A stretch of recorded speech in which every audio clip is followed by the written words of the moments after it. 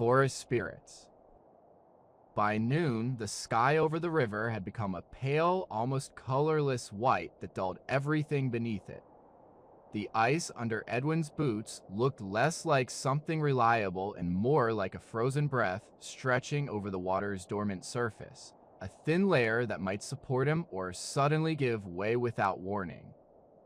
He moved cautiously, each step deliberate, aware that staying still felt like an invitation for the cold to sink deeper into his bones, but moving too quickly risked falling through.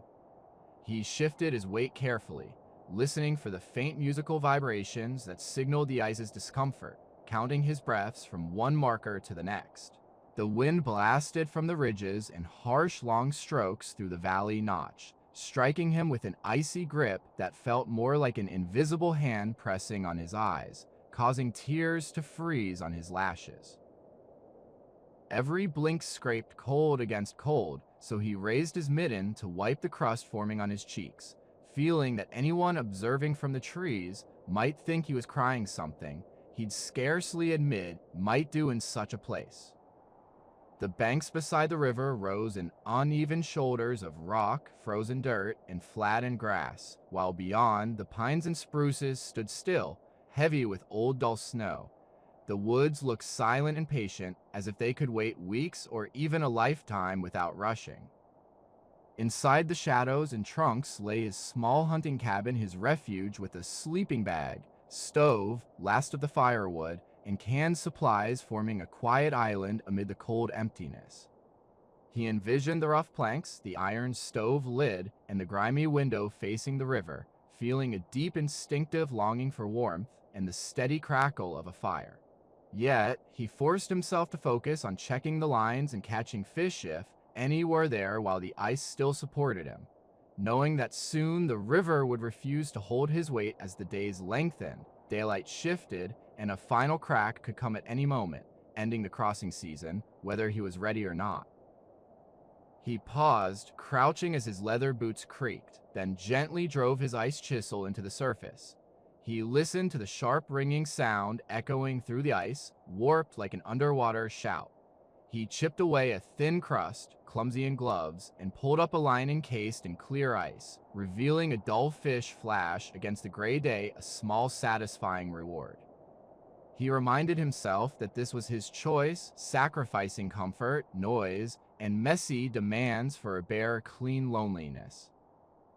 Days weren't marked by emails or calendars, but by breath in the cold and snow breaking under his weight. Though he hadn't yet found peace, he appreciated simple worries whether the ice would hold, or if he'd eat beans and stale bread tomorrow. As he tidied the lines, his mind drifted to unspoken questions beneath the river's surface. Why, sometimes silence felt soothing and other times oppressive. Why the air felt thinner when thinking of his past life, and if returning, whether anything remained beyond a contact address and a woman who no longer expected his call. The ice groaned again, faintly, as he stepped forward, prompting him to pause and instinctively shift back to his last trusted spot. He noticed a nearly invisible crack ahead, a warning. He veered toward the thickest part of the channel, forcing himself to move, muscles trembling from cold and effort, ignoring the primal voice telling him to turn back. At that moment, sensing a subtle disturbance in the air, a shift of attention, rather than sound, the empty whiteness seemed to tilt toward him. His neck hairs rose before conscious thought caught up, a creeping wave of awareness washing over him through the thick parka collar. He convinced himself it was nothing, just wind shifts or a snow-laden branch releasing its load in the trees. For a few seconds, he kept walking, but then he noticed the river valley's eerie quiet. How small sounds the creak of trunks. Snow grains on ice had vanished, leaving only complete stillness. The only noise was his breath rasping and the muffled thud of his boots. He paused and glanced away from the ice at his feet toward the bank, where leafless willow and alder tangled along the icy edge, their gray stems trembling in the wind. For a moment, there was just snow, branches, and the dark tree line behind them, prompting him to almost laugh at himself, ready to curse his nerves in the winter for making him jump at shadows. Then the tangle shifted, not sway of shrubs, but a deliberate fluid movement, something alive pushing through.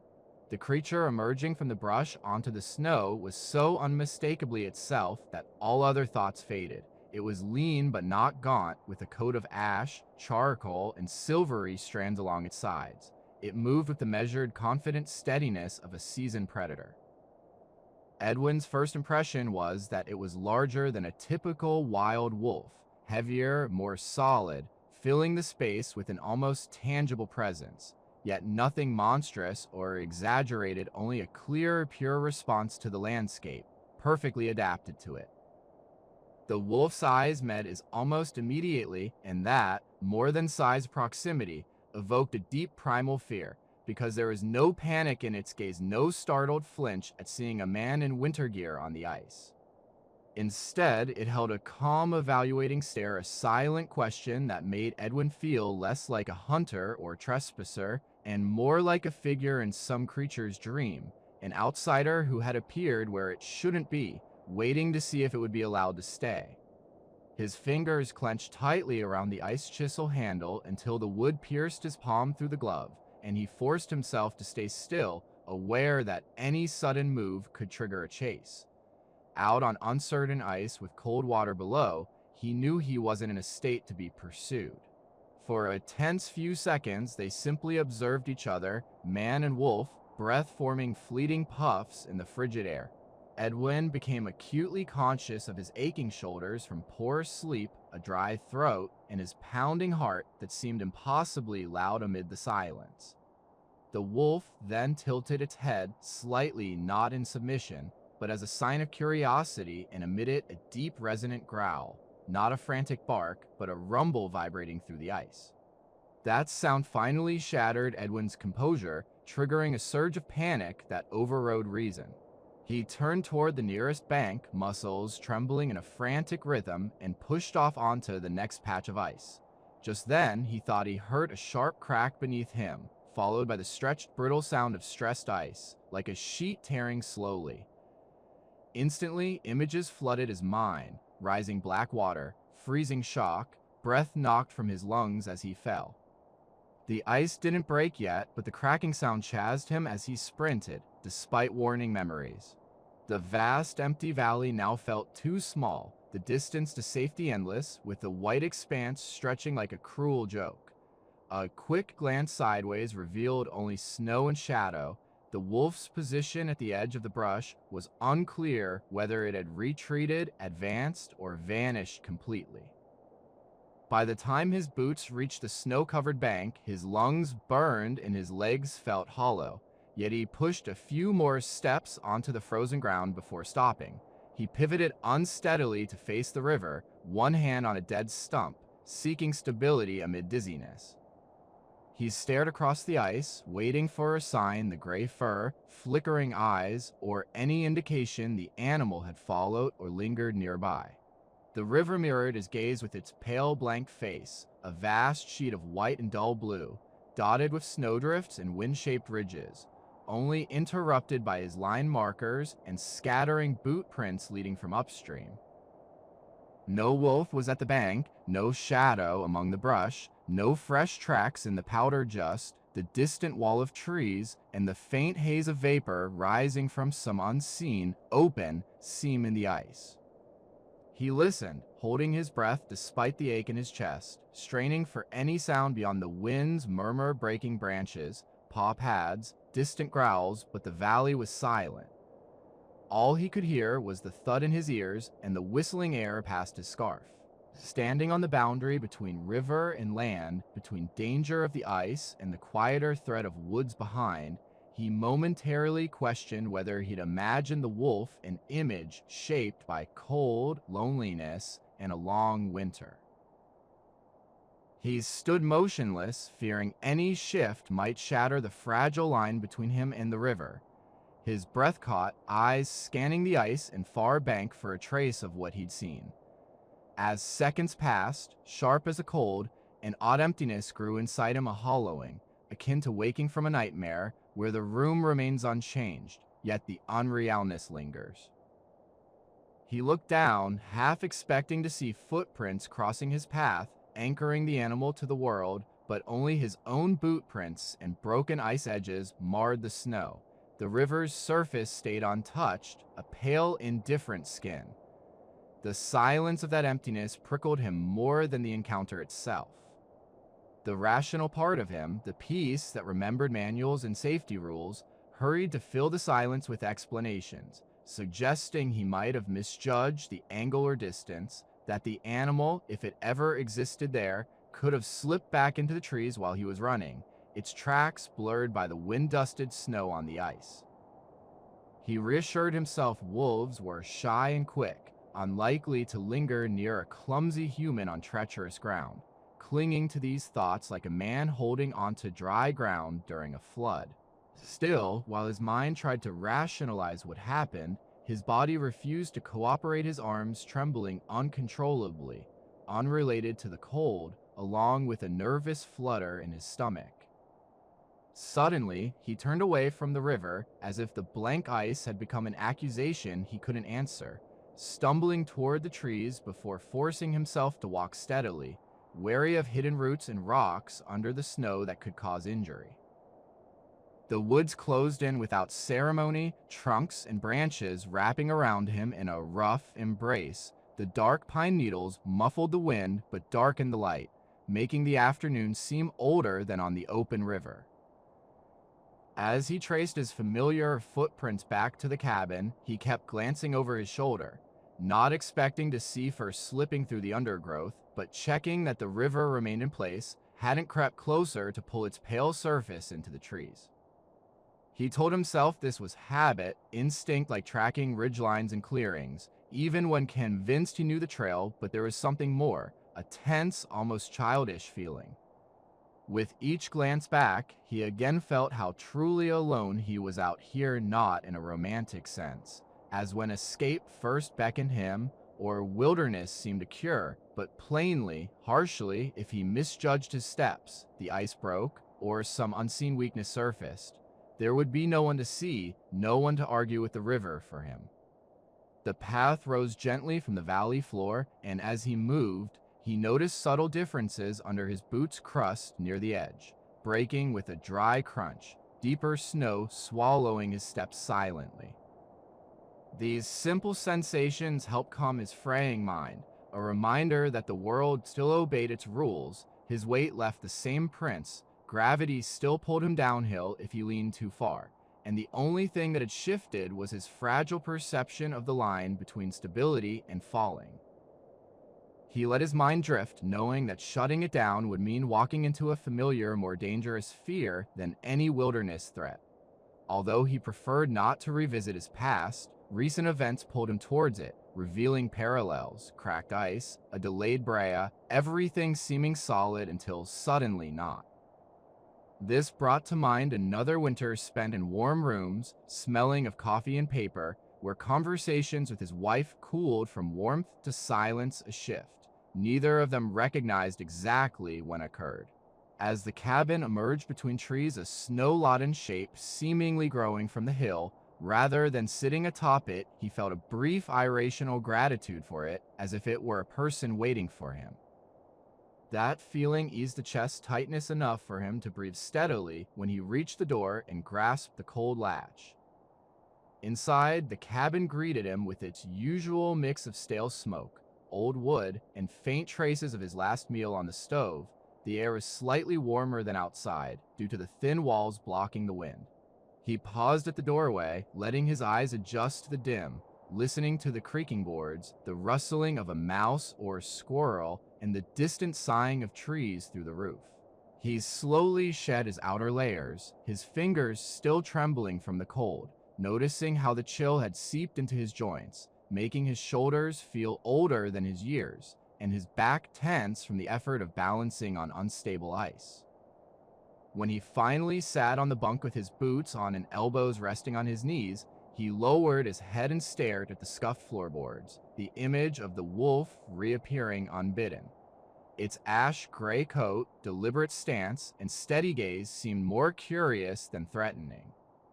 He felt a strange flicker of recognition, as if that wolf looking back from the riverbank was a mirror of himself, reflecting a part of his own leaving town without looking back. He looked toward the fogged square window, where he briefly sensed movement, perhaps a branch or a gray figure passing by something outside. That could be anything or nothing. This ambiguity, the wolf, the missing tracks, and his mind's tendency to seek explanations just beyond proof made him more uneasy than any obvious threat. It felt as if the danger was not only in the river or woods, but also stubbornly within himself. As afternoon faded into a muted dusk, the cabin enveloped Edwin like a rough shell, its seams groaning against the biting cold. He moved deliberately, understanding each small task carried weight, whether stacking gear or coaxing the iron stove to life. He knelt before the black box, its cold metal radiating a negative heat, and roughly stuffed a twist of newspaper into it. With clumsy fingers, he placed birch bark and kindling on top, feeling an almost childish urge to throw everything in for a big fire. That would erase memories of the river, wolf, and empty ice staring back at him. Instead, he carefully struck a match, watching the fragile flame ignite and steady, a small defiant point of color.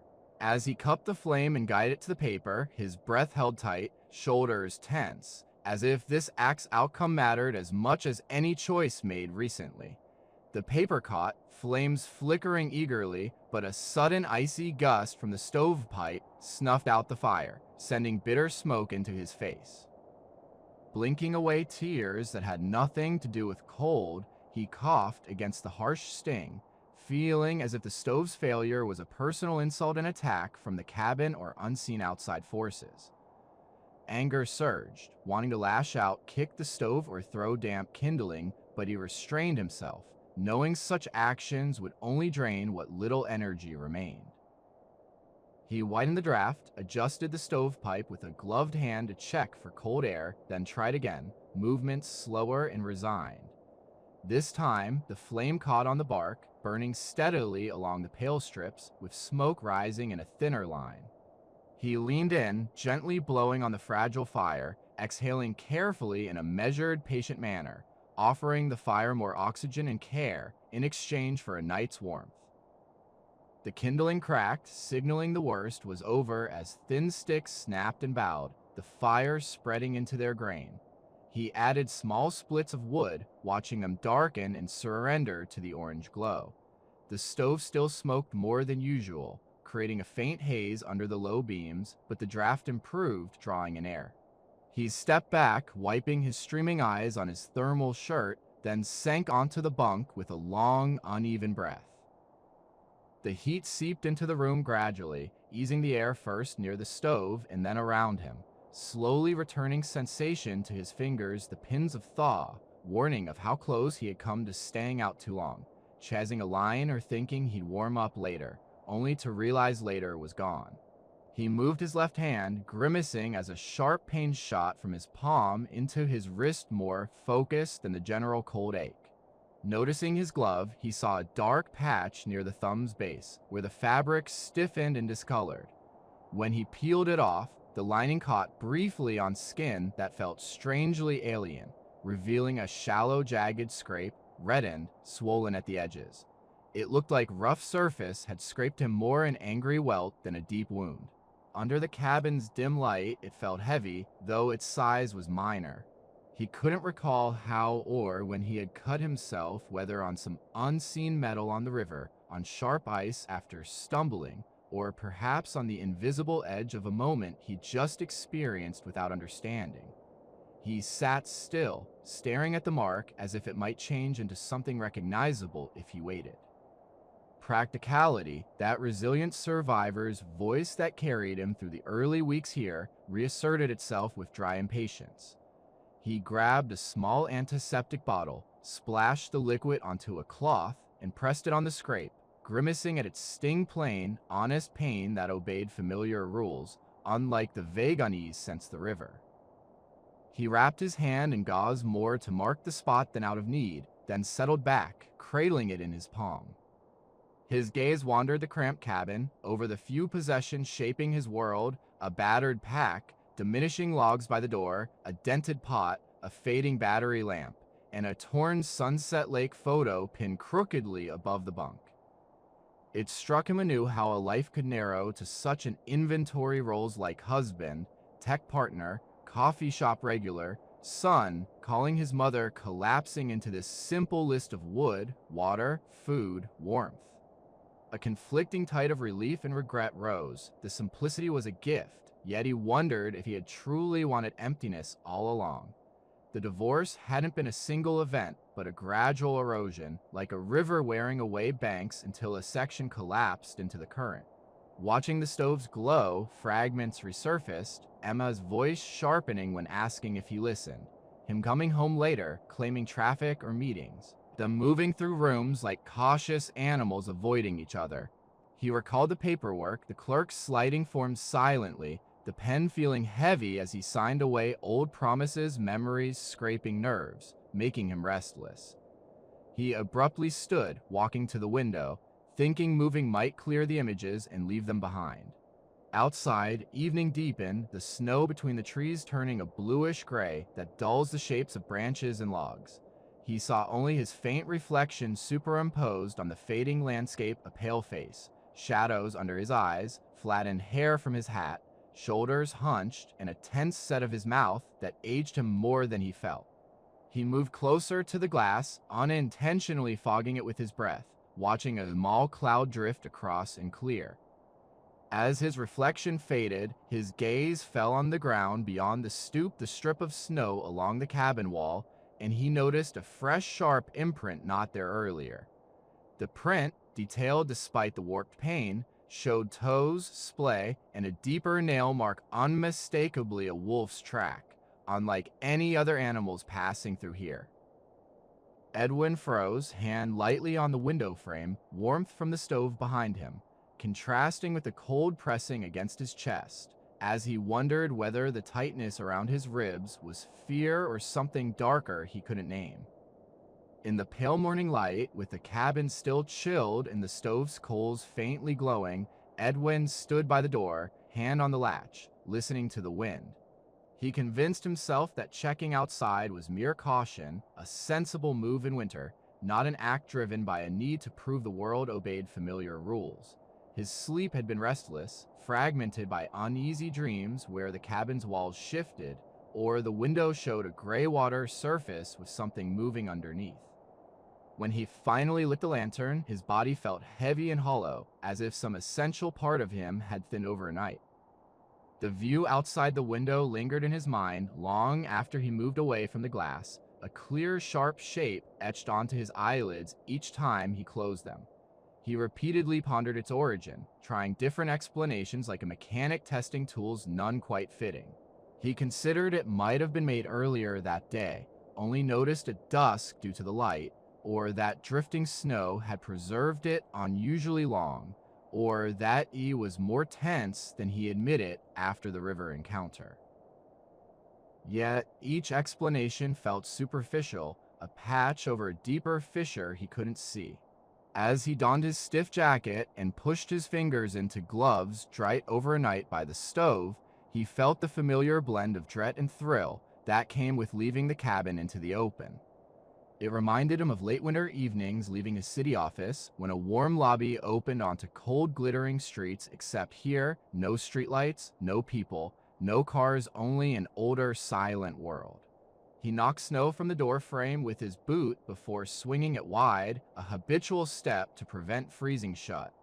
A blast of cold air surged in, sharp enough to scrape his nostrils and carry faint scents, pine resin, distant icy water, and his wood smoke from the chimney caught by an unseen wind.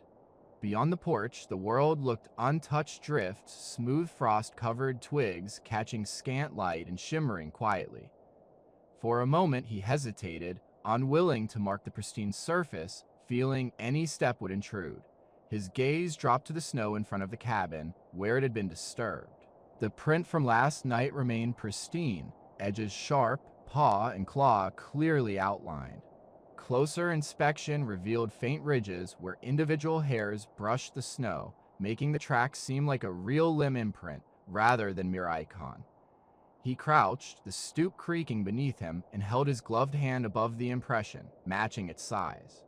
In silence, he accepted what he already suspected: this was no coyote or stray dog, but a genuine wolf, confident enough to walk so close to his door. Logic advanced again, noting that wolves freely roamed these mountains, their territories overlapping with trapping and hunting areas and seasonal cabins. A track like this near the door was unsettling but plausible. Still, his night's vigil listening for sounds or snow crunches made him wonder why only one print was visible, without the usual trail of steps leading toward or away. That small odd question nagged at him persistently. He stepped down, his boots sinking into the crusted snow, and slowly looked for more impressions.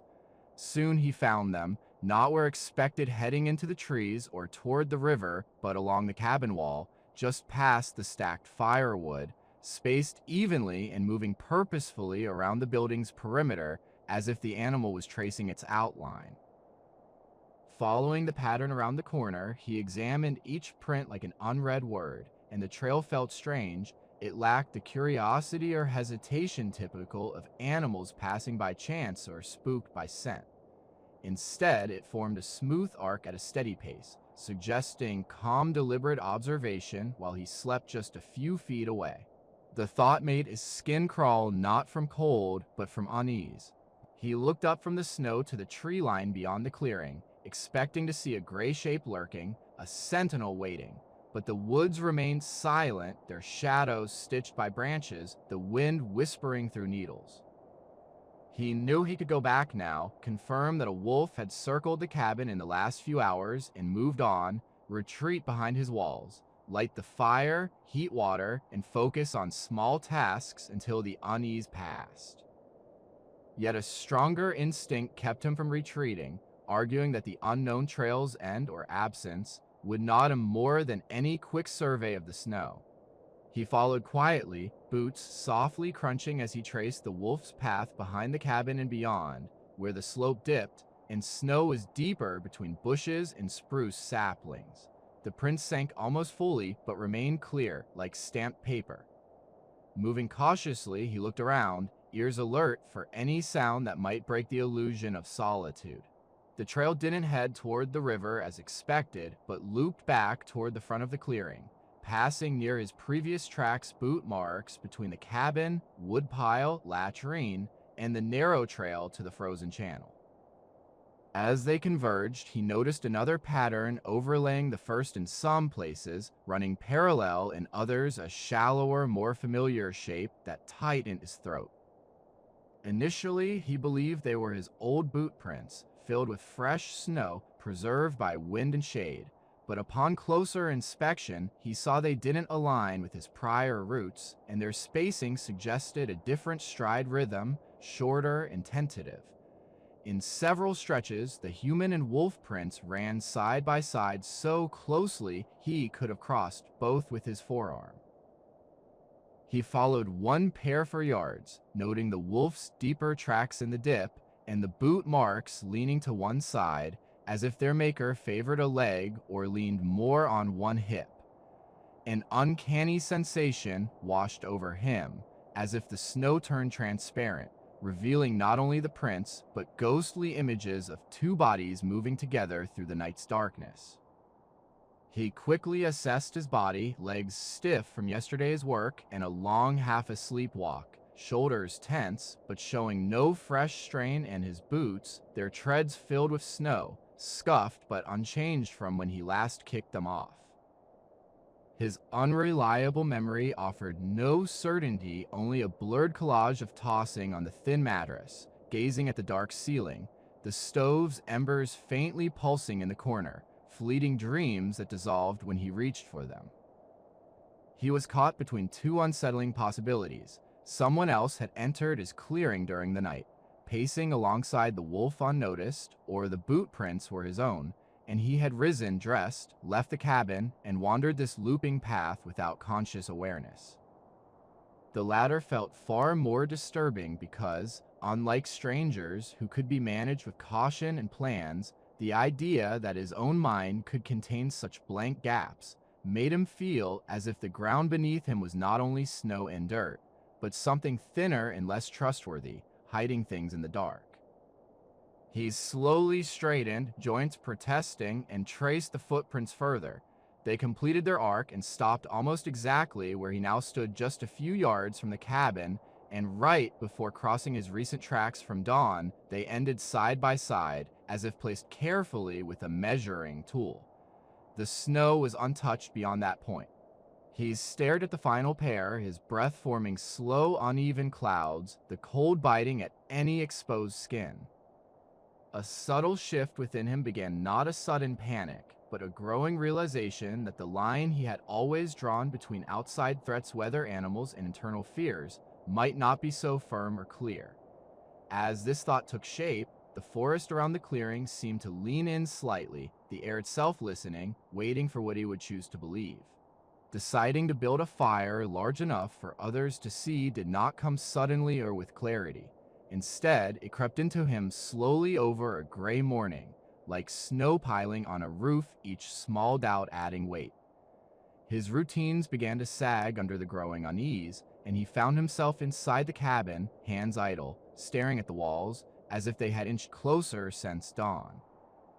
He tried to distract himself with routine chores, sweeping snow, checking the water, sorting canned food, but it all felt empty, like rearranging a room with air slowly running out.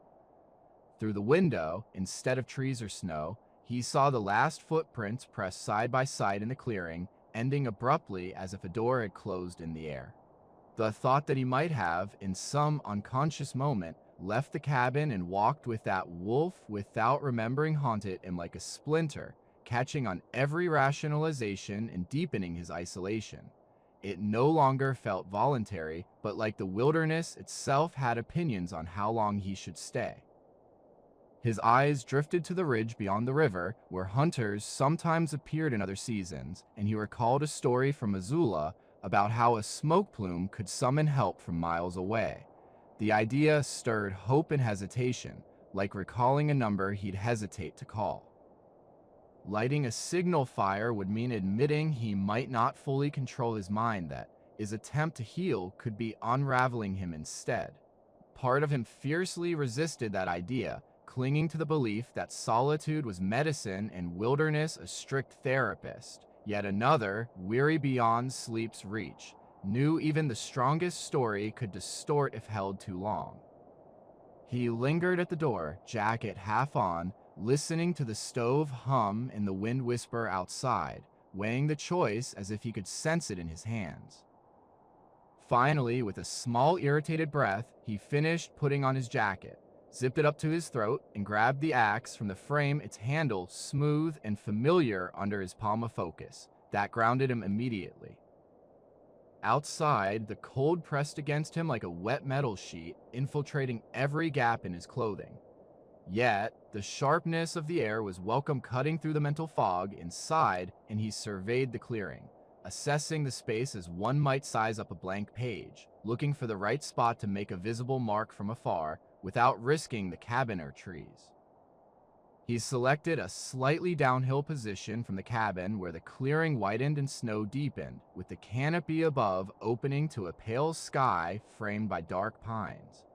As he moved toward it, he imagined, unbidden, how that circle might look from the ridge, or a small plain perhaps, a thin column of twisting smoke, signaling that someone down here was alive and trying to be seen. Gathering wood for a simple fire had become almost instinctive, his body trained to discern fallen limbs, dead saplings, or dry seasoned bark. But today's task demanded more, a different scale. As he stalked the clearing edges, axe in hand, he carefully considered each piece not only for burn quality, but for how long and high it could carry his signal.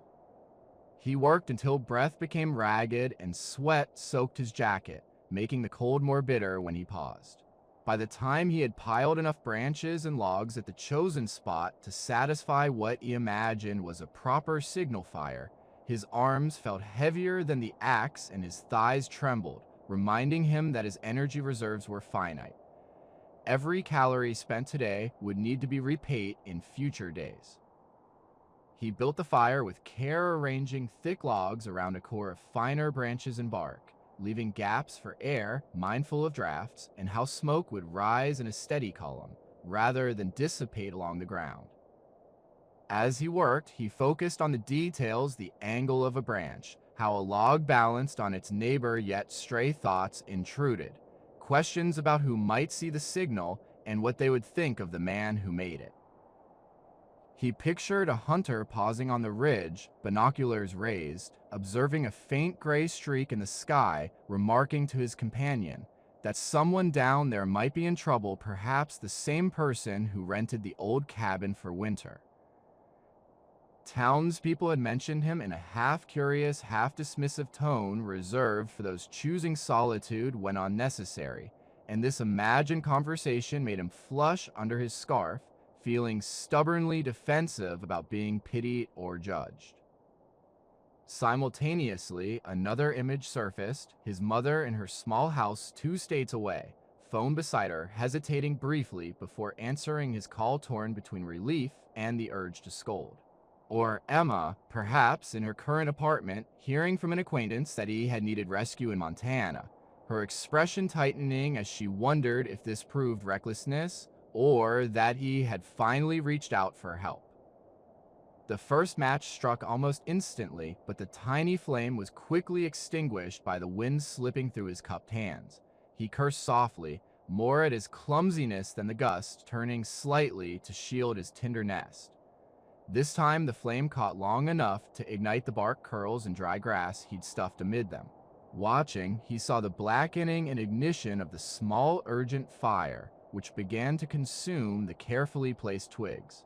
For a while, the fire seemed cooperative, accepting each new fuel with crackling hunger, rising in a pale, twisting column of smoke that enthusiastically soared into the sky, easing his chest a little.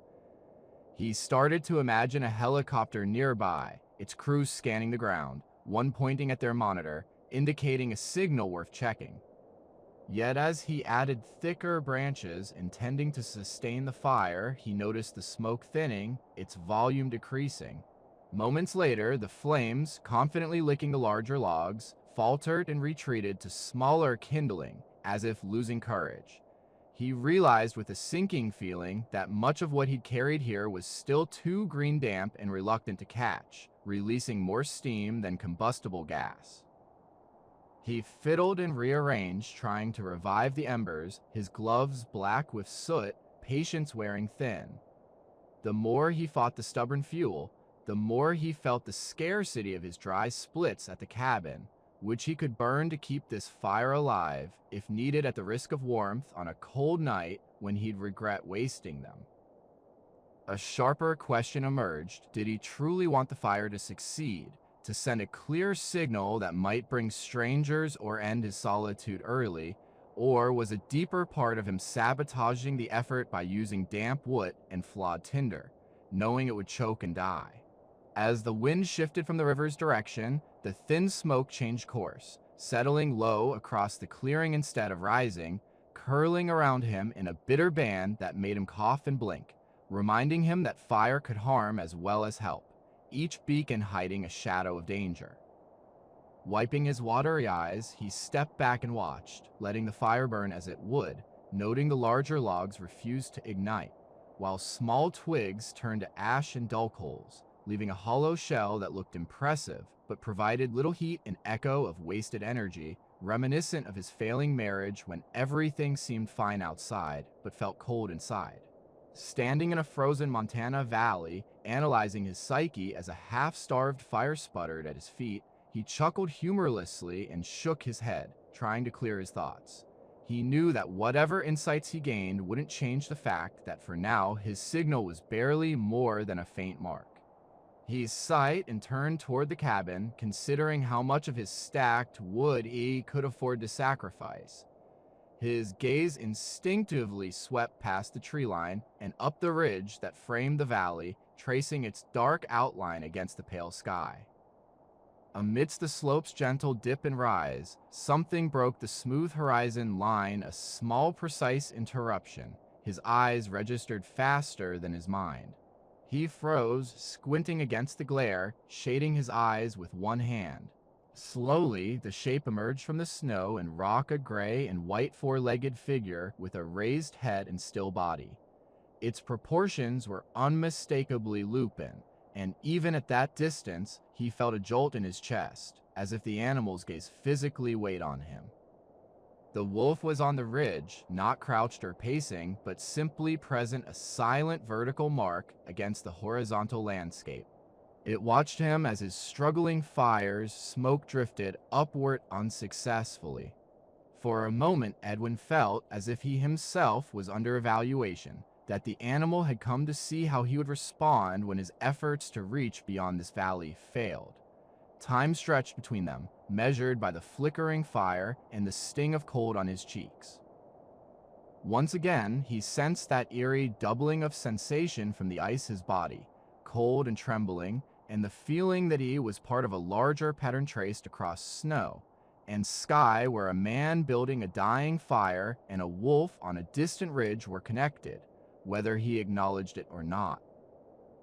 By late afternoon, the light had become a dull gray, radiating not from the sky, but from the snow itself, seeping through the cabin's small window and casting a colorless pall.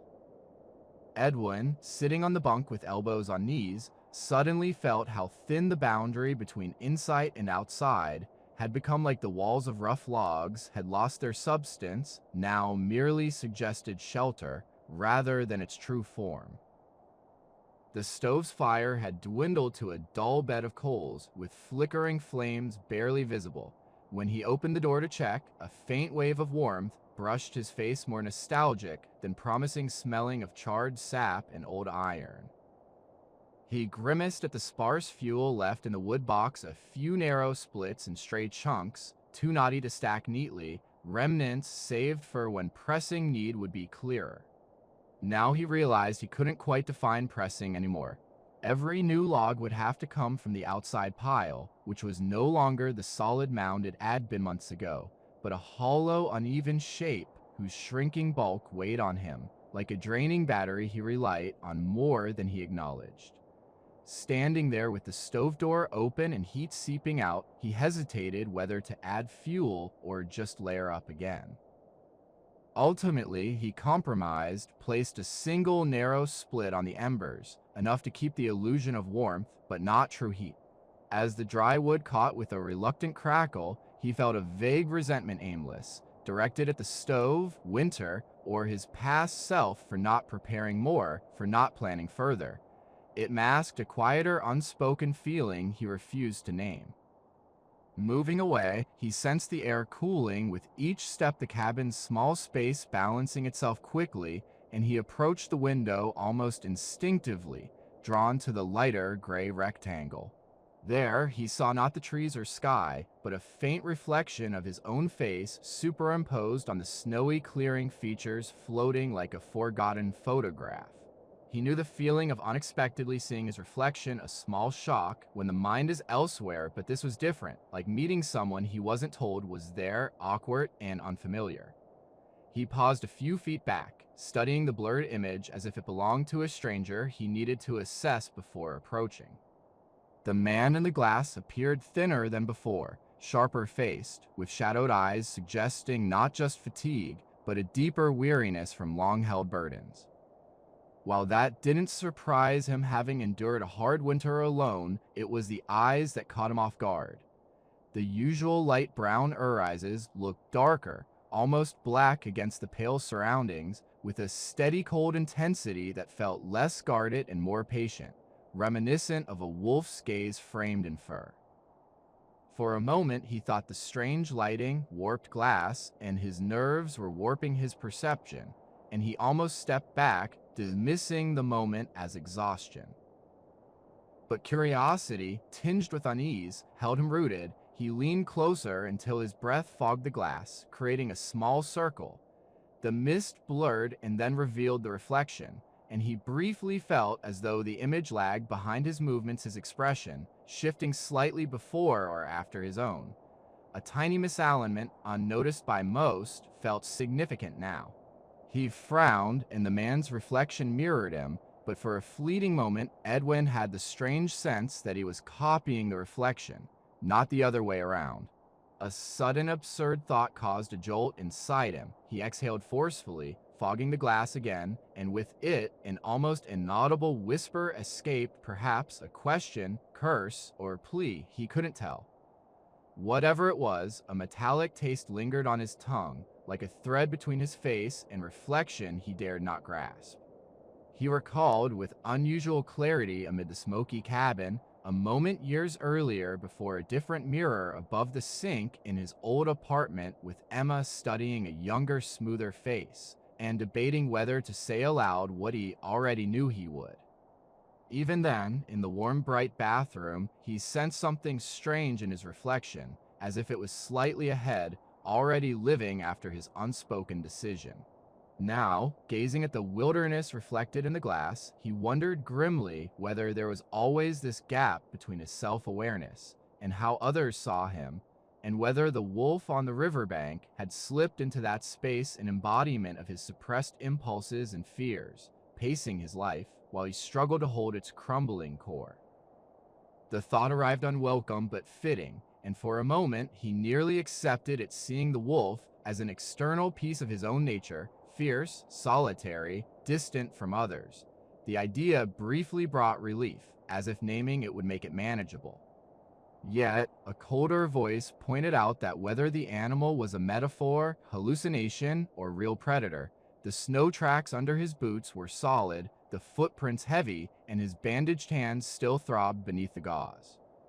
As if prompted, pain intensified in his palm, a pulse radiating into his forearm. He lifted his hand, peeling back the bandage to examine the scrape.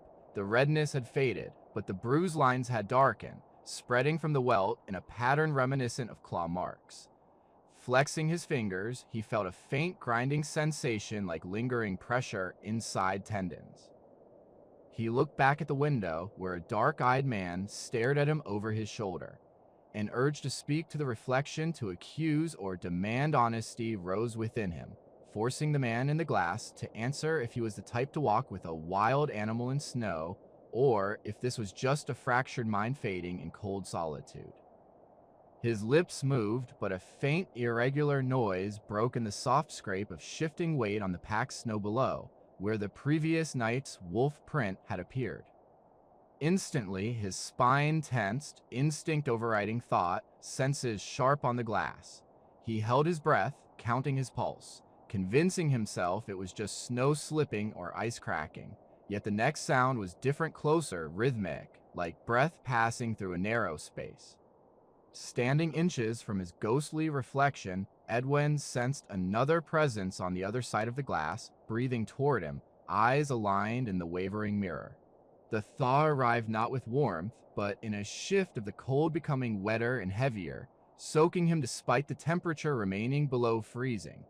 Standing on the cabin stoop, Edwin felt the change in air on his face, in the sagging snow. A sudden absurd thought caused a jolt inside him. He exhaled forcefully, fogging the glass again, and with it, an almost inaudible whisper escaped, perhaps a question, curse, or plea. He couldn't tell.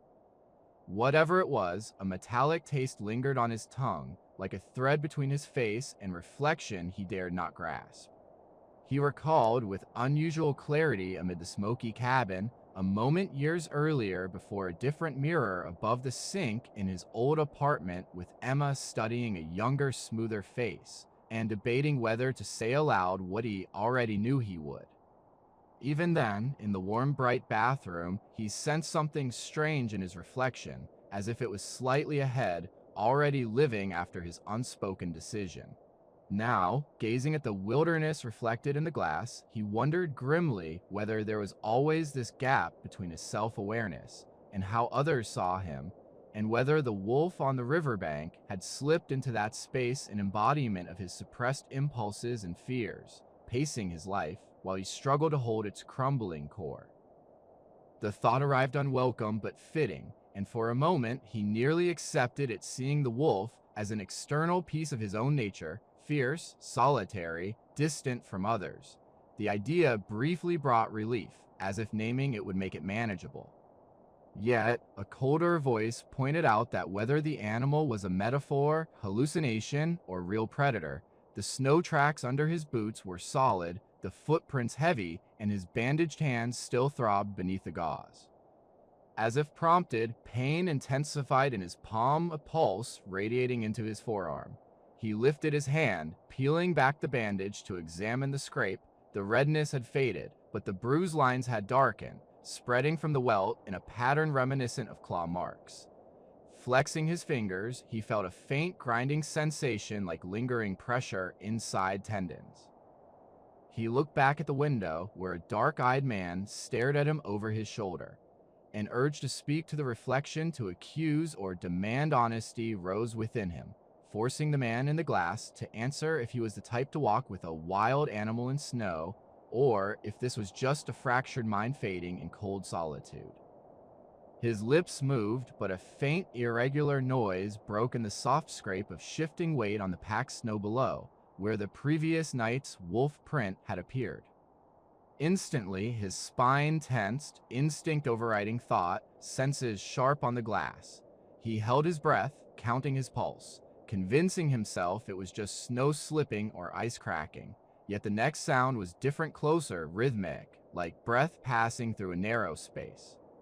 Standing inches from his ghostly reflection, Edwin sensed another presence on the other side of the glass, breathing toward him, eyes aligned in the wavering mirror. The thaw arrived not with warmth, but in a shift of the cold becoming wetter and heavier, soaking him despite the temperature remaining below freezing.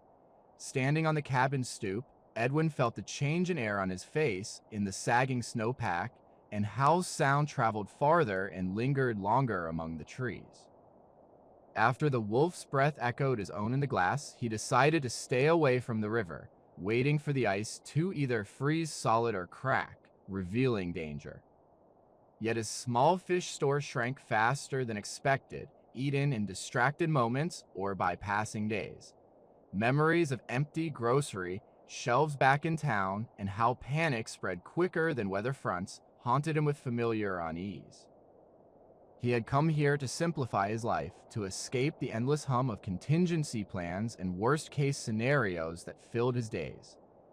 Yet now, facing the basic choice of food or risk, old calculation habits reemerged, weighing calories against probability in his mind. The answer, as in any meeting or discussion, was clear. To extend his supplies and survive the winter, he needed to check the lines. The axe leaned by the door, its handle smooth from his gloves, and for a moment he considered taking it not for chopping wood, but for the false comfort of holding something heavy and solid, a potential weapon if the wolf finally closed in. However, a pragmatic part of him noted swinging an axe on ice was dangerous, and that extra weight might slow him down if he had to move fast. Instead, he chose the duller reassurance of the ice chisel, lighter, easier to drop in a hurry. The trail to the river had changed since his last walk. Crisp snow beneath had turned into a damp, granular crust that broke unexpectedly. Sometimes it held his weight, other times it gave way, plunging his boots into colder, wetter layers below, jarring his legs with each step. Overhanging branches shimmered with tiny melting droplets, which clung briefly before soft taps echoed in the snow, like the ticking of an enormous, unseen clock to his strained nerves. Stepping out from the trees, the river spread open before him, and an immediate tightening of his chest came not from exertion but memory, the image of the wolf on the bank, blank ice overlaying the scene. The view was familiar, wide white expanses under a low gray sky, yet subtle changes made it feel more dangerous, as if the river had relaxed its guard. The surface was no longer uniform pale blue-white, but mottled with darker semi-transparent patches where water had seeped up and frozen into glassy skins reflecting the sky. On the far bank, a dark sinuous line marked a narrow open water channel, reminding him that though still, the river was never still. He paused at the edge for a moment, shifting weight from foot to foot, feeling the snow-matted grass give way to fragile ice. He tried to breathe slowly, controlling his rhythm like in an old article on cold water survival, remembering how panic was deadlier than cold itself, and how breath control increased chances of escape. Now, the thought of stepping onto the uncertain surface felt like a betrayal of instinct, the innate warning to avoid thin ice over deep water. Yet, weeks of practice had conditioned him. His boot met the ice with a muffled thud that vibrated through him. He listened for cracking, but only heard a single groan before silence settled. Testing his weight again, he moved forward, retracing faint tracks untouched by wind and thaw, their shallow impressions offering false reassurance. Each step, he drove the chisel spike into the ice, gauging thickness by sound, a sharp crack indicating strength, a duller note warning of thinness, and adjusted his route accordingly. It struck him how similar this was to navigating conversations in his recent marriage, probing carefully, listening for signs of irritation or resentment, shifting words and stance to prevent falling into conflict he no longer wanted. The analogy made him almost laugh, but the sound caught in his scarf. The open river wind was less blocked than among the trees, moving in damp currents that wrapped around his legs, infiltrated his jacket, and climbed his spine, leaving him shivering despite layers. Each gust brought a cooler mineral scent of depths and smooth stones, hinting at unseen decay, a reminder that even frozen water bore traces of what it had touched. He tried not to look frequently at the spot of his fall last season, though his body kept a superstitious memory of it, unconsciously steering him away despite his gaze on the next marker. That first fall, when solid beneath him turned to nothing, water crashed into his ribs, and his lungs refused to obey, had seared itself into his nerves. Now, as he walked, he felt a phantom chill in his muscles, tightening his stride. Halfway to the first line, something subtle shifted in the landscape, an almost inaudible change in texture, like a room feeling different when someone enters quietly. Although he kept his eyes disciplined on the ice for a few more yards, counting steps, he sensed his awareness pulling back toward the bank he left, as if by an invisible thread. When he finally turned his head cautiously to avoid losing balance, at first he saw only the curve of the shore, scattered shrubs, and faint. The cold hit him first as a brutal impact, a full-body blow that knocked the air out of his lungs and erased all other sensations instantly. Water slammed into him with such force that his arms lifted and knees drew to his chest. For a brief disorienting moment, he lost track of orientation only, knowing the world had shifted from solid and flat to fluid and oppressive, while muffled bubbles and churning ice filled his ears. When sensation returned, it was sharp and fragmented, a burning sting from freezing water against his neck where his scarf had shifted, the iron grip around his chest as his muscles spasmed, and a primal panic that clawed at his throat as he fought to breathe amid pressing water at his lips and nostrils. It took all his willpower to keep his mouth shut, resisting the urge to gasp, remembering there might still be an escape if he refused to surrender to the chaos. His hand still gripped the chisel, its wooden handle clamped tightly by his convulsing fingers, prompting a buried instinct born from training to use it as a probe rather than a tool, seeking the underside of the ice above. His arm moved instinctively, swinging upward until the metal point struck something hard and smooth. He followed this contact, dragging himself toward it with slow, clumsy kicks through the heavy water. The cold was no longer just on his skin. It seeped into his muscles, stiffening them, draining his strength in sudden, deliberate steps, as if unseen hands were dimming his capabilities one by one. Yet, within the growing numbness, an ancient instinct ignited, a fierce refusal to die here, caught between ice and river with no witnesses. His head broke surface with a ragged gasp, air and water flooding his mouth uncontrollably. He floated at the jagged edge of the hole like debris, arms flung over the ice, struggling to regain control of his breathing, trying to turn frantic panic gulps into calm, deliberate breaths before the cold stole that choice too. The ice around the hole was fragile and slushy, breaking in small chunks as he tried to shift his weight onto it.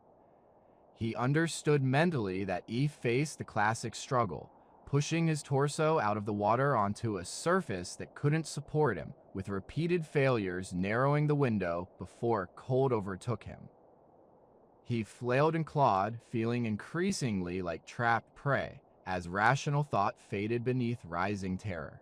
During one frantic movement, as his numb fingers slipped and his chin dipped below the surface, a force struck his forearm from above, not sharply or gently, but with steady pressure, as if guided by an unseen force. Through the blurred water and shock, he sensed the roughness of claws or nails digging into his sleeve, gripping him. His panicked mind attempted to identify the sensation: fallen branch, shifting ice, river quirk, but the grip's precision was unmatched, points of pressure circling his arm and anchoring just enough without piercing. Suddenly, the force increased with a coordinated heave, yanking his upper body onto the ice, farther than his efforts alone could manage, scraping his chest and hips painfully along the jagged rim. His lower half swung sideways under the ledge, threatening to pull him back into the water, even as the grip pulled him forward again, transforming the struggle into a brutal, awkward dance of opposing forces, sparking flashes in his vision. He tried to assist, muscles contracting and spasms kicking, clawing, dragging, yet his limbs felt sluggish and unresponsive, jerking seconds after his commands. His numb and swollen fingers slipped on the slick ice repeatedly, nails scraping uselessly, while his body dangled between sinking and climbing, caught between the river's pull and the strange tug from above. The cracking of the ice beneath his knees was sharp and abrupt, loud against the muffled roar in his ears. Each new fracture jolted his body, warning him of the instability around the hole. His grip on his arm adjusted, instinctively releasing pressure briefly as his weight shifted, then tightening again, as if the surface sensed, on some primal level, how to maintain its hold. With a final fierce pull, his chest cleared the edge of the hole, sliding onto the thin yet still supportive ice. His momentum carried him another foot before his boots caught on a thicker crust, jerking him to a stop. His chin hit the ice with a hard crack, teeth chattering painfully, sending sharp pain into his skull. Lying there, arms outstretched, he gasped harsh breaths that stung almost as much as the cold. The pressure on his arm faded completely, leaving his sleeve damp and bunched where he had been gripped. In the quiet ringing silence, beneath the rasp of his breathing, he heard a nearby sound, a low controlled panting not his own, quick and shallow, accompanied by subtle creaks and shifts on the ice, vibrations passing from surface into his bones. He slowly turned his head, muscles protesting, eyes unfocusing as the frozen eyelashes pricked his vision. At first, all he saw was the jagged edge of the hole behind him, an ominous, dark opening in white ice, and then the gray bank across the river. But slightly to the right, a shape emerged from the background, a thick-furred, ash-colored wolf crouched close on the ice, paws wide apart, chest heaving, yellow teeth barely visible between parted lips. The wolf was closer than he'd ever been, just a few arm spans away, its fur mossed with frost, nostrils scarred and black, eyes fixed on him with unwavering steadiness, all noise and distance falling away, leaving only the intense connection between two animals. A trail of moisture clung to the wolf's fur along one jaw, a scattering of frozen droplets, possibly river spray or something else.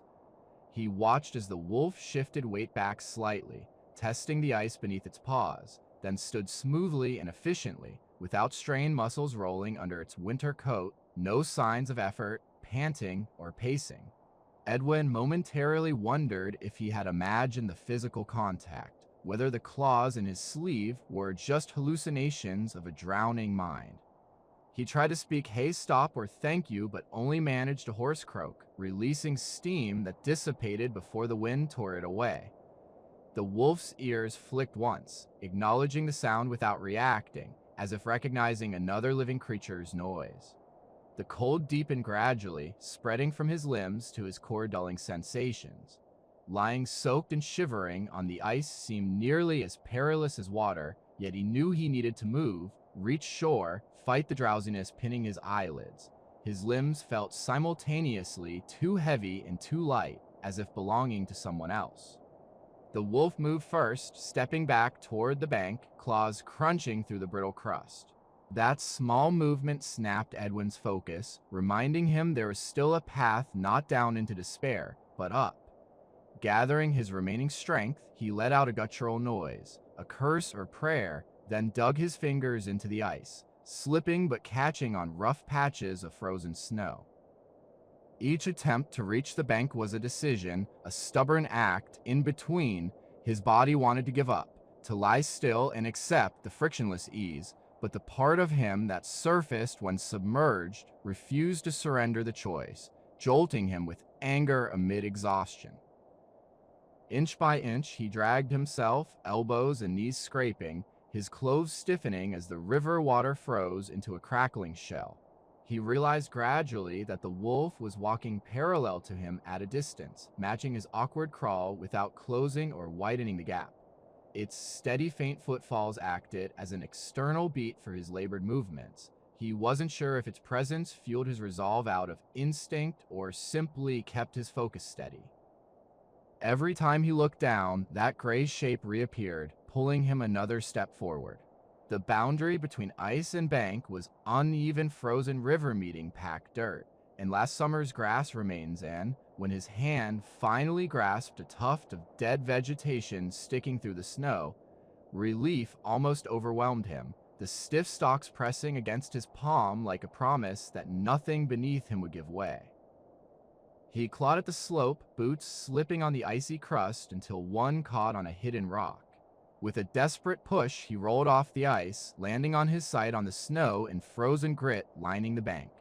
For moments, he simply lay there, chest aching, listening to his ragged breathing and the steadier huff of the wolf above.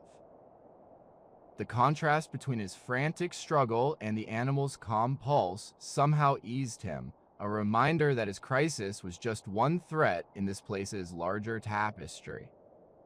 Struggling to his back, the frozen coat crackled as he blinked at the sky, which now had the dull, impenetrable look of cloud cover before snow, pressing down on the pines.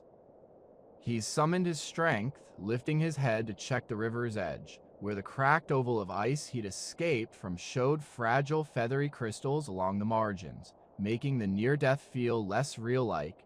The river was smoothing over its mistake. A few yards away, the wolf stood on higher ground, turned toward him, paws planted, hindquarters slightly lowered as if ready to move. Its eyes, meeting his, held not hunger or calculation, but curiosity or puzzlement, something like a search, and made him feel as if he were the one being observed, a wild creature viewed from outside. His bandaged hand throbbed with sharper pain.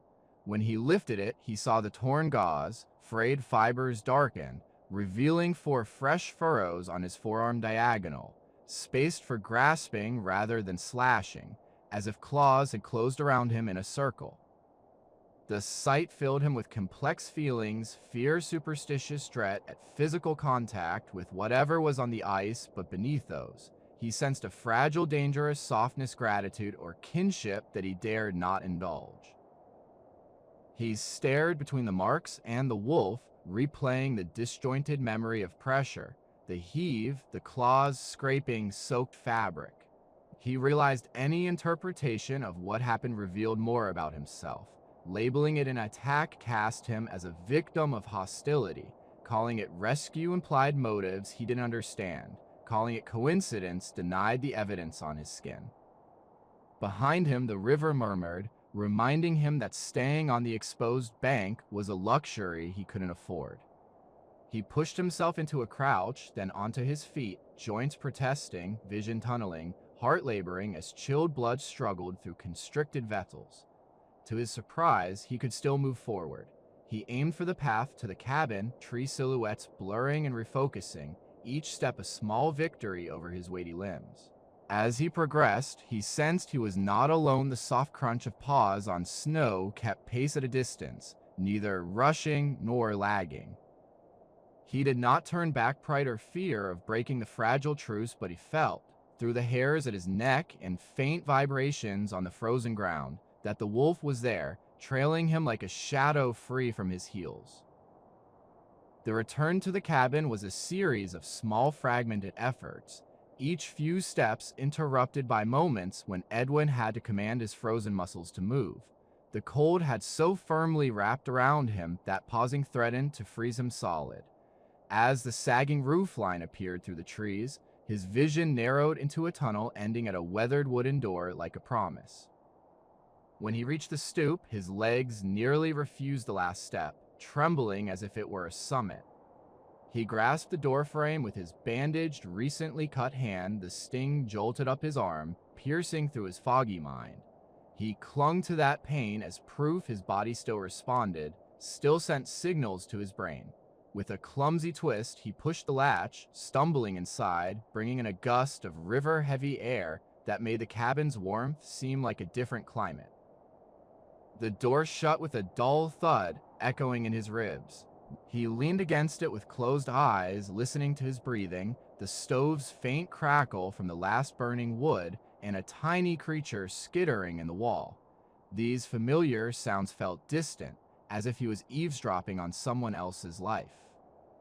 Removing his wet layers was slow, pain-stiff fabric thought and refroze against his skin, peeling away patches of sensation and burning prickles where blood fought to flow. He worked methodically, fingers numb and clumsy, wrestling with swollen zippers and icy snaps. The damp sleeves clung stubbornly, prompting a bleak humor how easily he had shed warm clothes and comfort, unaware of their magic. Once he stripped down to his base layers, draped near the stove like shed skins of a creature, he wrapped himself in a rough wool blanket from the bunk's foot, its coarse fibers scratching his chilled skin, painful yet comforting, proof his nerves still function. Sitting hunched close to the stove, he braced one foot on the metal to steady himself, reaching for the dwindling firewood. Feeding the fire now felt less like tending a tool and more like bargaining with a small volatile deity each log, selected with awareness of its future importance. Hesitation held little weight against the urgent fire burning within, and one by one, the better pieces joined the coals, blackening before erupting into orange and yellow flames that flickered in the cramped space. As the heat seeped into him, his shivering shifted from cold shock to a subtle tremor, a body's effort to regain balance, bringing a deep, almost indulgent exhaustion. He contemplated collapsing and sleeping for days, but beneath that urge pulsed a tense, unresolved current, keeping him alert and slightly bowed, as if some part refused relaxation until the ice incident's meaning was understood. His gaze fell on his forearm, to the torn bandage and the new scars beneath, turning it in the firelight to watch the glowing scar's edges swollen, ridges rising. The pattern, clearer now without cold or water blurring it, was unnervingly precise, the curved claw marks, indicating something purposeful had grasped him. The memory of that grip, with points digging into saturated cloth, stirred fear and reluctant awe. Behind that physical sensation, another image surfaced years ago, his hand reaching to stop Emma from closing the door, fingers gripping the frame not to hurt, but to hold on to a fleeting moment, slipping away an instinct to prevent someone's departure. A faint sound outside drew his attention, the crunch of snow beneath weight, a branch shedding frost, and then a subtle shift beyond the door, something leaning against it, testing the boundary. He held his breath, listening as the fire crackled softly behind him, the warmth now feeling fragile, borrowed. He could have reached for the rifle then, that old bolt-action rifle in the corner, more out of habit than need. Its oiled metal and worn stock offered a sense of control now distant, as he felt the wolf's strength transmitted through his bones. Yet the thought of wrapping his fingers around the cold barrel and aiming at the creature outside filled him with a strange resistance, as if harming this living form would break an unspoken, delicate conversation. Instead, he rose slowly, clutching his blanket like a rough cloak, and crossed the narrow floor. Each step was deliberate, his bare feet registered the uneven, warped planks. He didn't open the door, an instinct rooted in caution and respect warned him to keep the barrier intact, but pressed his palm against the wood, feeling its chills seep in. Vividly, he imagined the wolf doing the same on the other side, two beings separated only by a thin sheet of pine. This thought eased something in him that the fire hadn't, a recognition that his solitude, once seen as absolute and self-chosen, was now undeniably shared. Whatever the animal outside represented danger, projection, omen, it was also a witness, observing him during his struggles, leaving marks on his arm and footprints in the snow, walking parallel to him without closing in or retreating. He returned to the stove, pulled a stool close to the door, and sat with his shoulder against the jamb, feeling the wood shift with any change outside. As he settled, tightening the blanket, the cabin organized itself around this new axis. Fire on his left, door on his right, him in the narrow space in between, breathing with warmth in whatever was beyond. Hours slowly passed as logs collapsed in the stove and frost thickened around the window. His thoughts wandered through memories, fights, and silences in his marriage, the faces of colleagues and friends whose voices he now barely recalled, childhood winters watching snow erase the world beyond.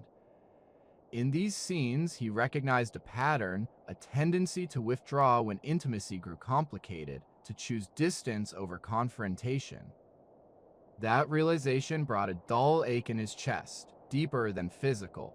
Occasionally, an outside sound pulled him back, weight shifting near the wall, fur rustling against bark, or a tail tapping the snow, or a buried root eliciting a small involuntary response, shoulders relaxing and breathing deepening, as if some primal part recognized those noises as comforting, a sign he wasn't alone in the freezing dark. He spoke once, softly, the word leaving his mouth before he fully decided what it should be, a simple, rough syllable. That might be a name or just a sound. Though he knew the wolf couldn't understand language like he did, his tone carried sincerity that surprised him, free of irony or humor he hadn't voiced in a while. The resulting silence was full, as if the cabin, woods, and snow absorbed the utterance and pondered it. Eventually, drowsiness triumphed over the cold, slow wrestle earlier that night, and his head leaned against the jamb, the blanket's edge brushing his chin, eyes closing. The last sensation before sleep was of two breathing patterns, his and another's, rising and falling like distant waves, sometimes crossing, sometimes diverging, but never losing contact, even as consciousness faded. He awoke to a diffuse gray light seemingly everywhere, blurring the line between night and day, momentarily disoriented, forgetting where he was, or why his neck ached, as if awkwardly sleeping in a chair. Then the rough grain of the doorframe pressed against his skull, and the steady warmth from the stove pulled his scattered thoughts together. The fire had burned to a bed of embers with faint flames, cooling the cabin air to a hollow, drafty chill that seeped under the blanket and raised goosebumps on his arms.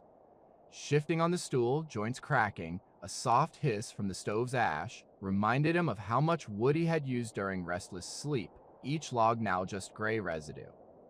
He turned toward the door, listening. The faint sounds of snow scuffing and debris brushing against the wall had faded, replaced by the distant forest murmurs and creaks. The silence felt strangely hollow, as if a conversation had abruptly ended while he slept. Carefully, stiff after hours in one position, he moved to the window, the blanket trailing behind him, its edge whispering over the uneven floor. Frost had formed delicate fern-like patterns on the glass overnight. He wiped a patch clear, his palm burning and stinging from claws' marks, then looked outside. The snow showed signs of activity, the lines, punctures, and churned patches, but a single clean trail led away from the cabin, weaving wide, then narrowing into a deliberate line toward the trees. Slightly offset from these tracks, he saw his own boot prints, older ones partly filled with powder, blending into the scene. His vision blurred as he tried to distinguish patterns. Focusing on the fresh wolf tracks, he saw their sharp edges, even depth, each pad and claw clear. Following their path, he realized they headed toward a lower saddle between two wooded hills, an area he'd overlooked before, just an indistinct slope. Now the trail seemed like a signature in the snow, an invitation or challenge depending on how he read it. He could ignore it, turn away, feed the fire, count supplies, patch clothes, and continue the bleak routine of survival cabin, wood, river, latrine. In a different season with fuller shelves, he might have. But recent days, the shared tracks, mirrored eyes, and Mark's arm marks had made the familiar loop intolerable, a tightening circle, while something vital stayed just outside, unacknowledged. He reluctantly admitted that a practical reason drove his interest in those prints. The valley was changing, with thaw spreading and the river shifting unpredictably. The idea of finding another route an old animal trail offered a different hope, less about signals or helicopters, and more about the chance that moving into uncertainty might be better than waiting for spring dangers.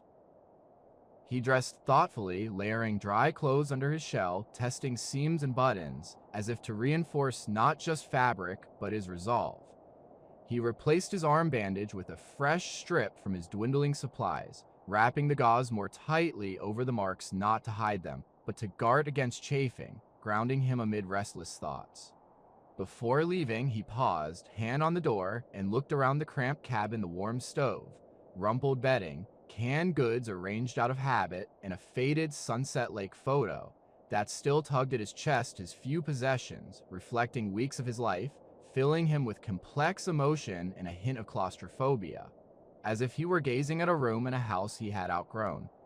Outside, the air was subtly different, still cold but damp, carrying distant scents of soil, wet bark, and faint sap. The snow underfoot had softened, yielding more like thick cream than brittle glass, each step leaving indented impressions that quickly sagged, hinting these would not last as long as those from yesterday.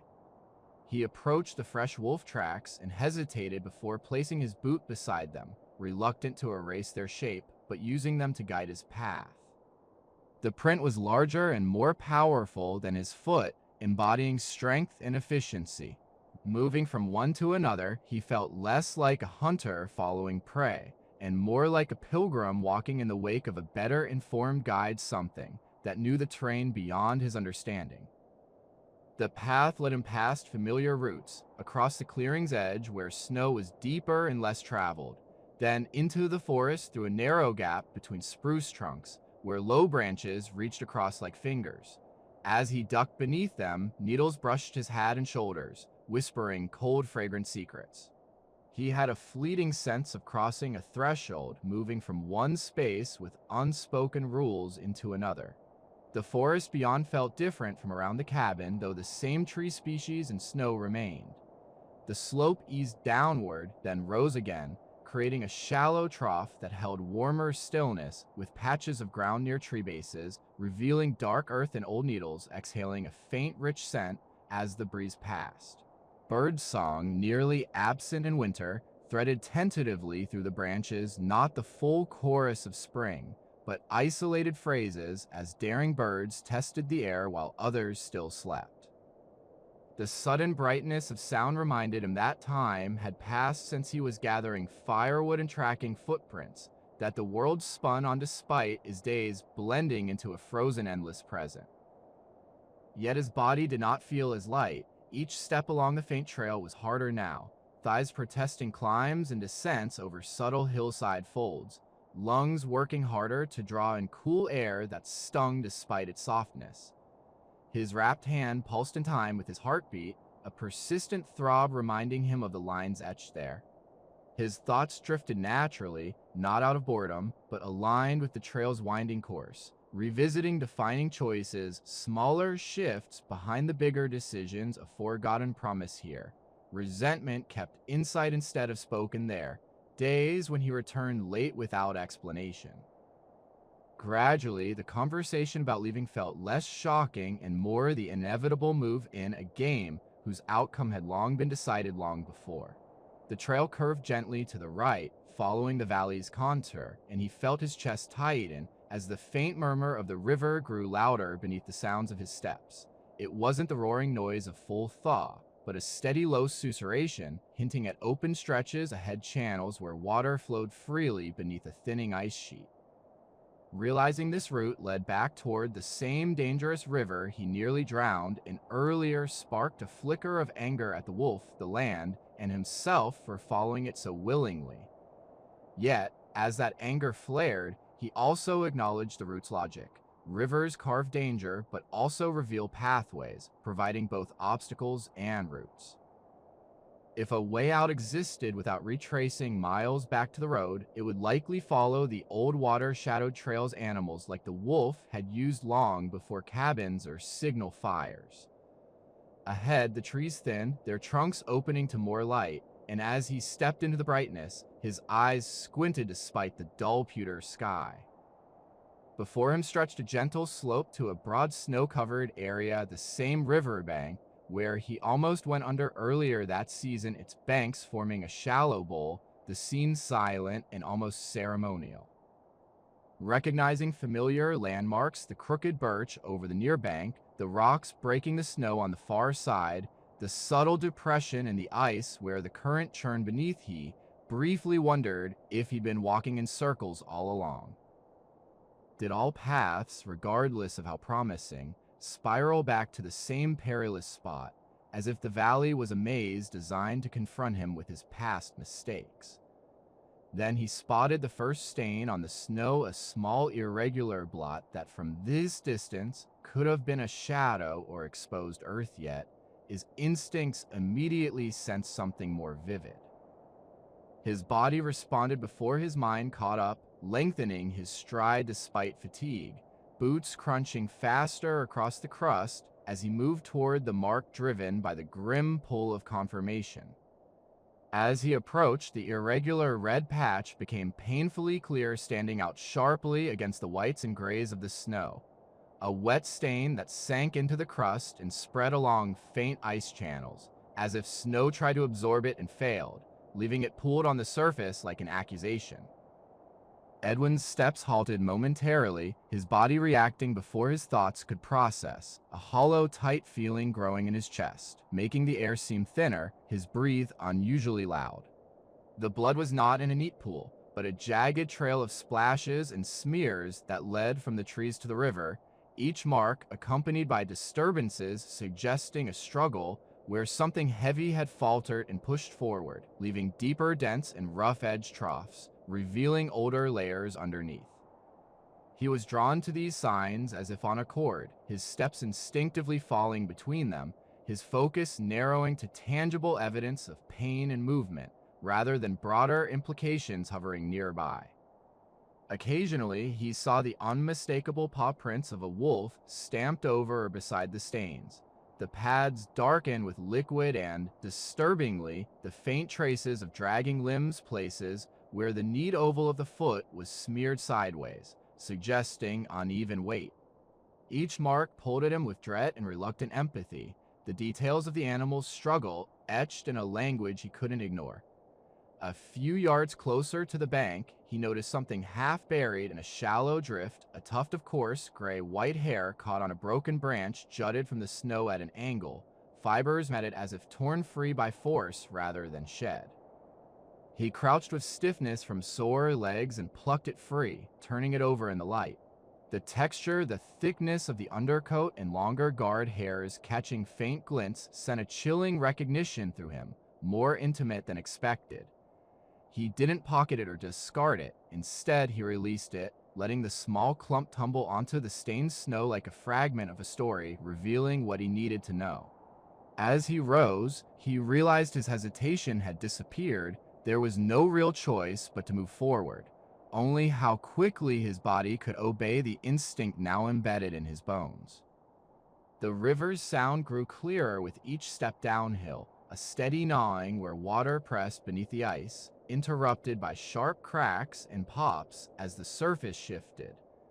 This familiar, dangerous noise triggered memories of his recent fall, the suffocating silence beneath the ice, cold rush in his lungs, and the sensation of something strong at his arm.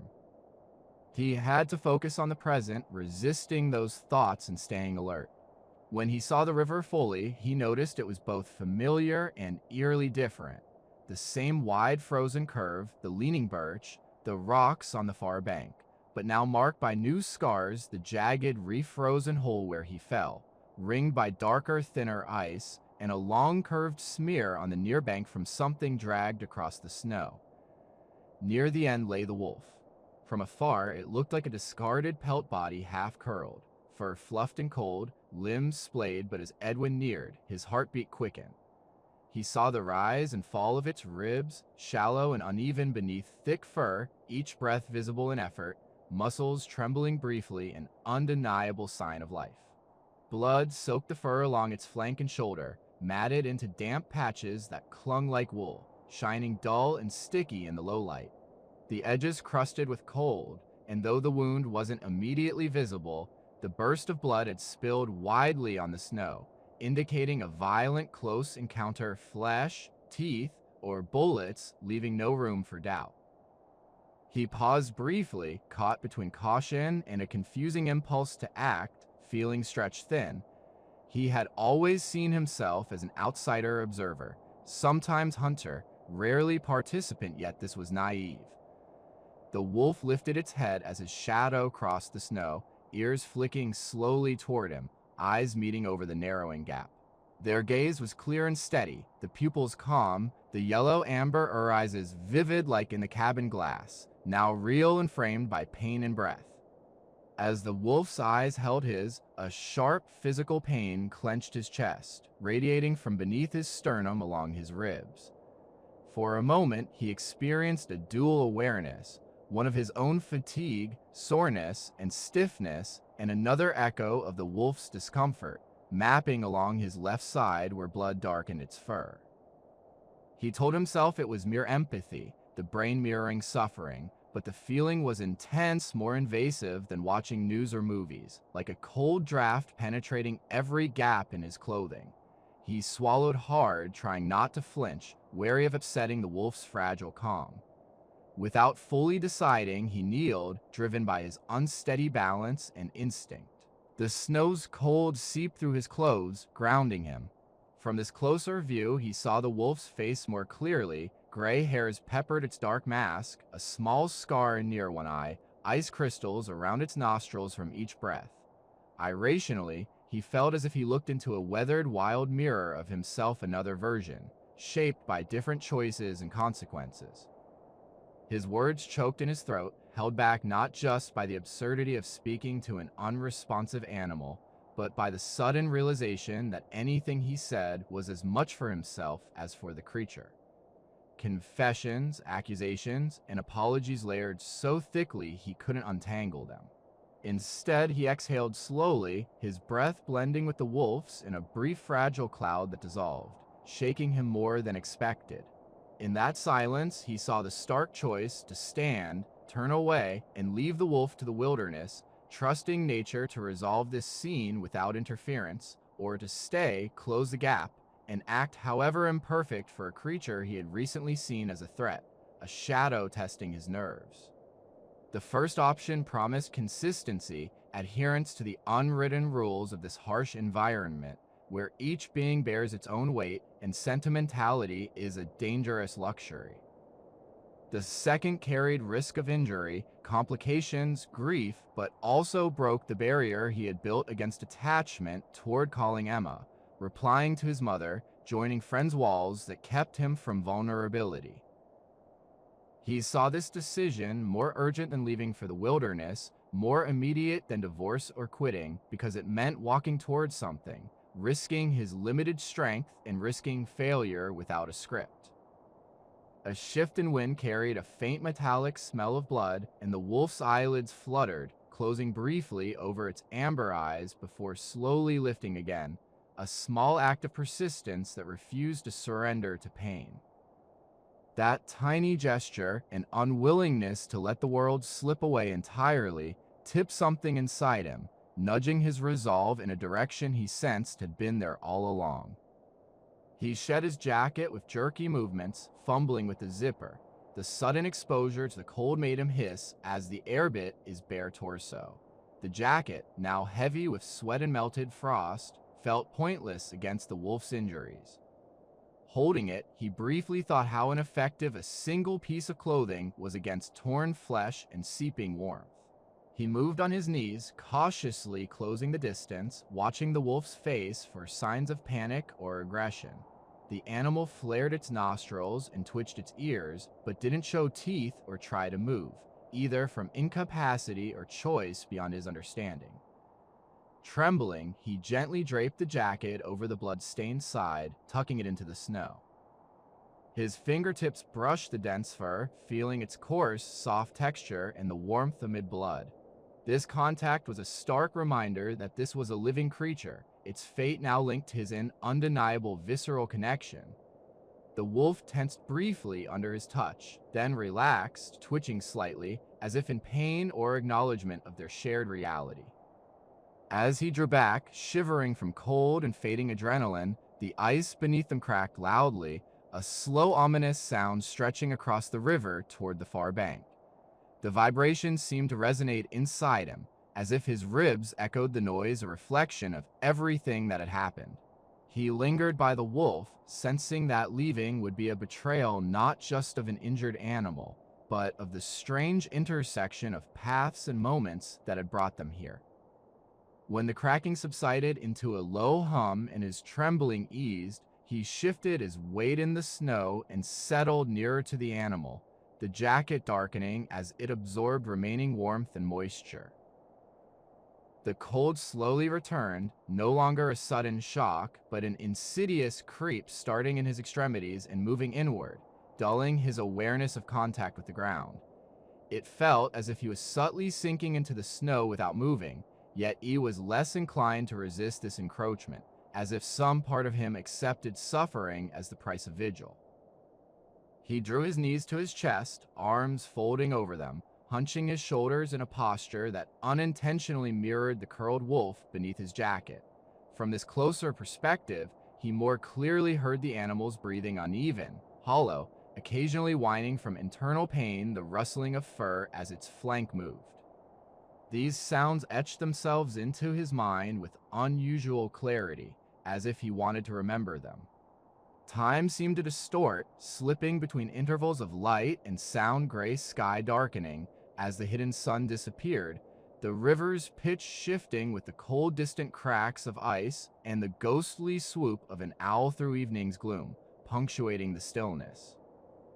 The pain in his side, a strange ache that mirrored the wolf's breathing, came and went, sometimes matching, sometimes fading into ordinary discomfort. He caught himself trying to synchronize his breathing with the animal's, wishing to share its strain or transfer some of his reserves, though he understood rationally that lungs and hearts couldn't really communicate. Eventually, darkness crept in gradually, not abruptly.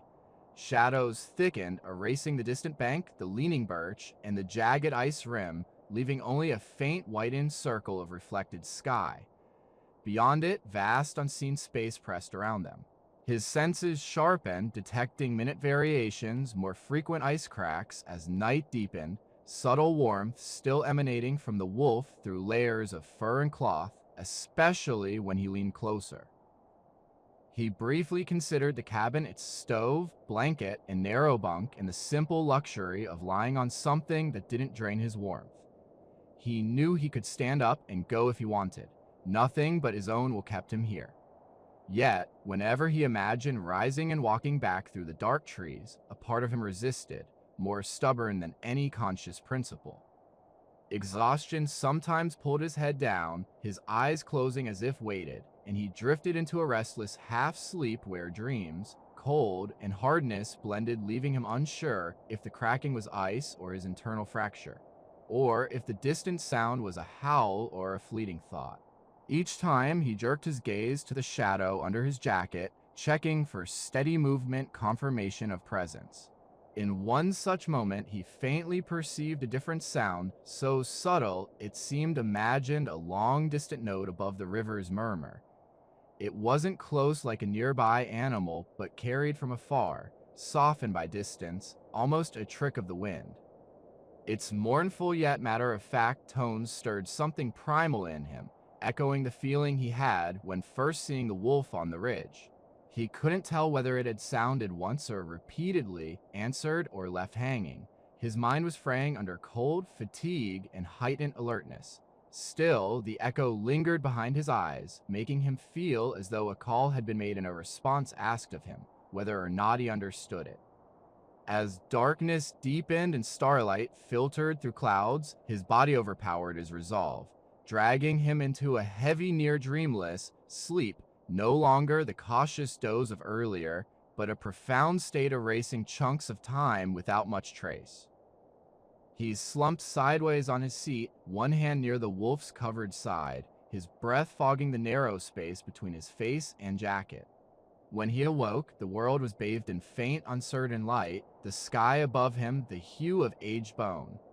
He lay still, disoriented by the unfamiliar angle of the birch branches overhead, the ache in his joints and muscles, and the burning, prickling sensation on his cheek where it pressed against snow.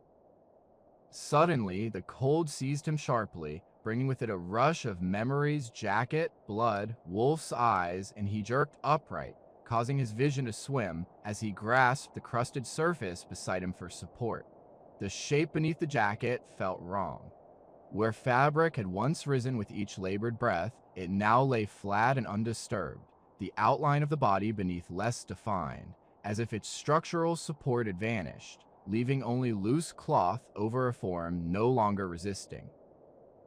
His chest pounded painfully as he reached out, hesitant fingers trembling despite urgency, and tugged the collar aside to reveal what he already knew, yet irrationally hoped not to see. The wolf lay as it had the night before, limbs curled, head on the snow, but the life had drained from it, slack jaw, half-lidded clouded eyes, fur stiff from blood and frost. He gazed at its stillness, waiting for a flicker of movement, a twitch, a breath, but nothing came. The quiet around them seemed to swell, filling the space its breathing had once occupied.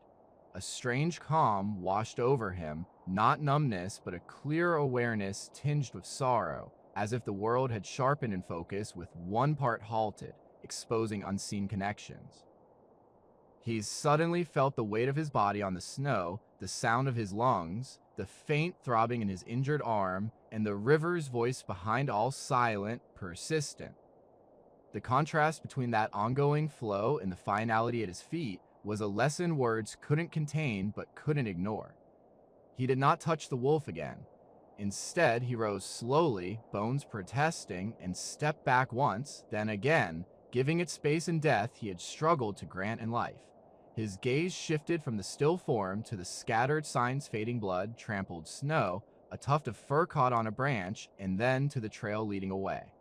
The footprints that had brought him here were less distinct, their edges softened by thawing crust, yet still readable, leading back toward the notch in the hills and beyond, toward his clearing. He almost absent-mindedly shrugged into his jacket, discarding snow, the fabric colder than before, as if it had absorbed not only night air, but some fragment of the lingering chill. When he put it on, the weight settled around his shoulders with new meaning, almost like a mantle of shared history he hadn't sought but now carried. The faint smell of blood and wild fur clung to it, entwined with the usual sense of smoke and sweat, knowing this odor would linger. Turning from the river, he began walking toward the trees, his steps guided more by muscle memory than conscious thought. As he climbed the shallow rise from the riverbank, he glanced down involuntarily at his departure tracks. A single fresh set of boot prints led away from his camp, each step sinking into the softening crust, bearing witness to his fatigue. Faint old paw prints crossed the area, but none paralleled his current route, suggesting no second traveler. A hollow ache rose within him, neither disappointment nor relief, but a quiet recognition that something once present, on the edge of dream and reality, had now receded, leaving only its traces on his body and mind. He remembered the double trail circling his cabin days earlier, the prints running beside his own in an uncanny duet. This time, the journey out of the valley would leave only his solitary impressions, though internally, he no longer walked alone as he once did. The forest welcomed him silently, branches scratching his jacket, snow tumbling from heavy limbs with muffled crashes. As he followed the old trail, signs of the season's change were more evident, larger, darker earth patches, and the stronger scent of damp soil. A bird's flutter from shrub to branch reminded him of ongoing life, not with fear, but with a poignant awareness. Hours later, as trees thinned to reveal a distant town, just a few buildings and a faint smoke, his legs shook, and his mind settled into a quiet hum, a pause from pressing questions. He stopped on a rise and looked back across the valley, not precisely at the wolf's land, but at the dark line of trees against the snow, the hidden river's curve behind hills. His mind added details, overlaying tracks and breaths onto the view. At his feet, his footprints doubled where he stumbled, forming a fleeting impression of two figures walking close, their outlines blending into one an image of companionship. Blinked away, the illusion faded, but the feeling persisted, hinting that not all bonds leave obvious traces. He turned toward the town and kept walking, each step balancing fatigue and the faint promise of human warmth, roofs, doors, voices not entirely dependent on himself. The wind picked up, threading through the trees behind him in deep currents, and somewhere within its shifting tones, he thought he heard a faint, wavering sound, possibly the end of a howl or just air passing through a new gap.